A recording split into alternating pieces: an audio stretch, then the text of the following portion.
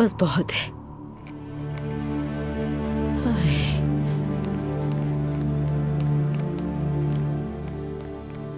Azlan,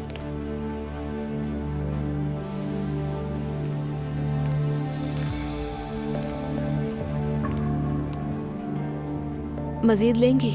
नहीं बेटा।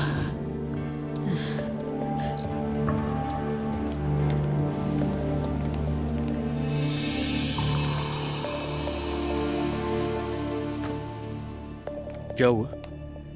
खबर मिली है कोई बाबा की? नहीं, लेकिन मेरा ख्याल है कि हम जानते हैं कि वो कहाँ है। लेकिन हम पूरे यकीन से नहीं कह सकते। खुलकर बताओ ना। अजलान, मुझे समझ नहीं आ रहा कैसे कहूँ, लेकिन तुम बाबा पे गए हो, ये बात वाज़ेह है। नायला, अब इस सबको मैं क्या समझूं? हमें लगता है कि बाबा और एलिफ साहिबा शायद एक साथ भाग गए हैं। क्या? तुम लोग होश पे तो हो ना? दरअसल अजलान, बाबा और एलिफ के दरमियान एक ताल्लुक है जो कि काफी अरसे से है। नायला, ये तुम क्या कह रही हो? मैंने भी शुरू में यकीन नहीं किया था, मगर लगता है ये सच है। वो दोनों इस वक्त साथ हो सकते हैं। ये बाबा की गलती नहीं है। वो औरत पहले दिन से ही बाबा के पीछे पड़ी हुई थी। अम्मी भी जानती थी कि उनके साथ धोखा हो रहा है। मैंने कई बार उन्हें रोते देखा है। नहीं, ये नहीं हो सकता। बाबा और एलिफ एक साथ नहीं हो सकते, मुमकिन नहीं है। ऐसा हो भी सकता है भाई, नहीं हो सकता। लेकिन ये हुआ है। उस औरत का मकसद घर बर्बाद करना था और वो कामयाब भी हो गई।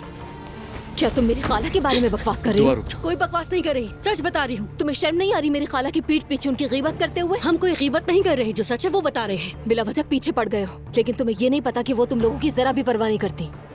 दुआ, खामोश रहो। तुम भी खामोश रहो और शर्म आनी चाहिए तुम्हें भी। सब इकट्ठे होकर यहाँ मेरी खाला की बुराइयां कर रहे हो। ये बात सच है दुआ। तुम बताओ हमें, बाबा नजर क्यों नहीं आ रहे?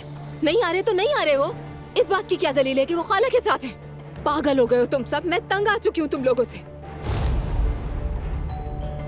लगता है चचा आ गए। देखते हैं। अम्मी के सामने कोई कुछ नहीं बोलेगा, इस तरह की बात बिल्कुल मत करना। सबको पता है तो अम्मी को भी बताओ ना तुम। दुआ, देखो तुम बाद में पछताओगी। इस तरह की बातें मत करो। नायला, तुम तो आज के बाद मुझसे बात करने की कोशिश भी मत करना, समझी? सुन लिया ना तुमने? दुआ, खुदा के लिए थोड़ा रिलैक्स हो जाओ। ये कोई बहतान नहीं लगा रहे, सिर्फ अपने ख्यालात का इजहार कर रहे हैं दोनों। हाँ हाँ, महान ख्यालात हैं इनके। क्या बकवास है।